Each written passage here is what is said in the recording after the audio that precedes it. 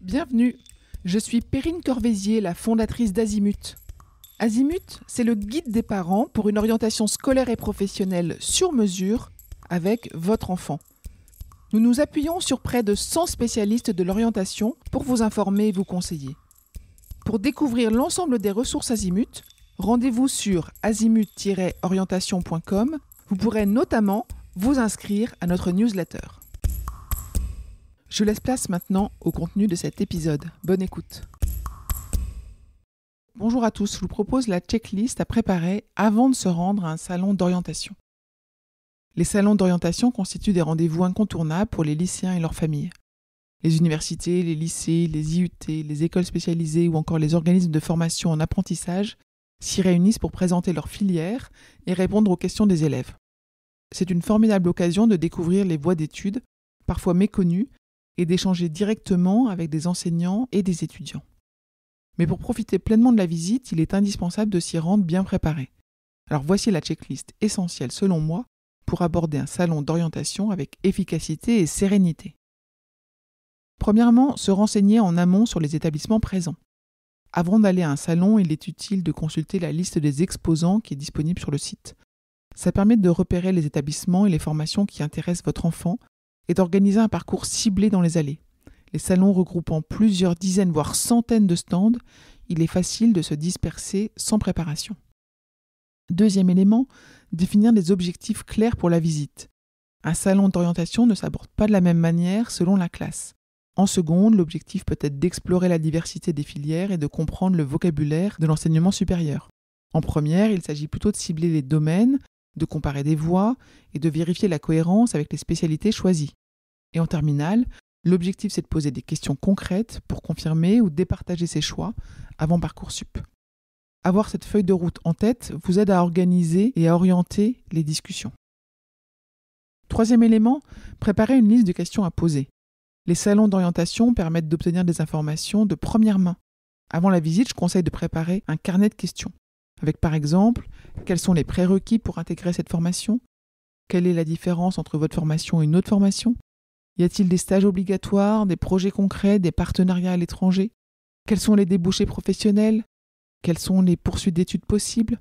Quels sont les frais d'inscription et les dispositifs de bourse disponibles? Cette préparation évite d'oublier l'essentiel dans l'effervescence du salon. Mais attention, peut-être qu'il est préférable aussi d'aller voir ce qui est déjà disponible sur les sites de ces établissements et de poser des questions complémentaires. Vous avez sous la main des étudiants, profitez-en pour leur demander leur retour d'expérience.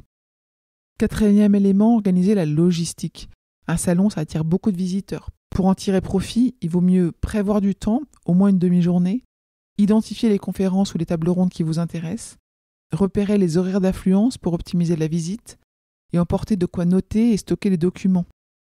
Un carnet, un stylo, un tote bag, un dossier, bref, ça c'est ce qu'il faut emmener. Cinquième élément, comparer et trier les informations recueillies. À la sortie du salon, les élèves repartent souvent avec une quantité importante de brochures et de contacts. Pour pas s'y perdre, moi je conseille de prendre les notes directement sur les documents distribués, de classer les établissements par domaine ou par priorité, et de discuter à chaud des impressions avec votre enfant. Quelle était l'ambiance sur le stand, la clarté des réponses, le ressenti global. Vous avez un rôle complémentaire en tant que parent, parce que lors d'un salon, les lycéens sont parfois intimidés et n'osent pas poser certaines questions pratiques.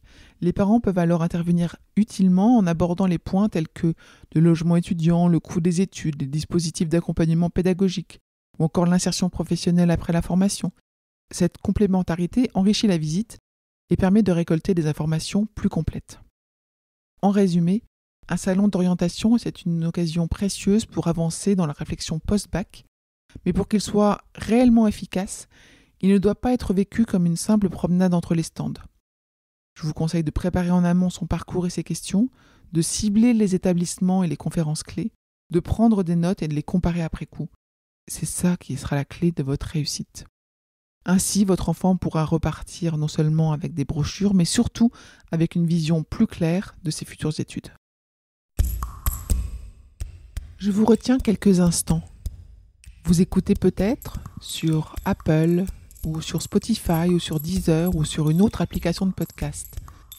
Je voulais m'assurer que vous connaissiez l'existence de notre site azimut-orientation.com. Sur ce site, les contenus sont organisés par thématique et par situation. Ceux qui connaissent adorent et utilisent notre moteur de recherche, ce qui leur permet d'aller chercher directement le bon contenu qui correspond à leur problématique. Je vous encourage à vous y connecter et n'oubliez pas de vous inscrire à notre newsletter. Merci de votre fidélité et à bientôt.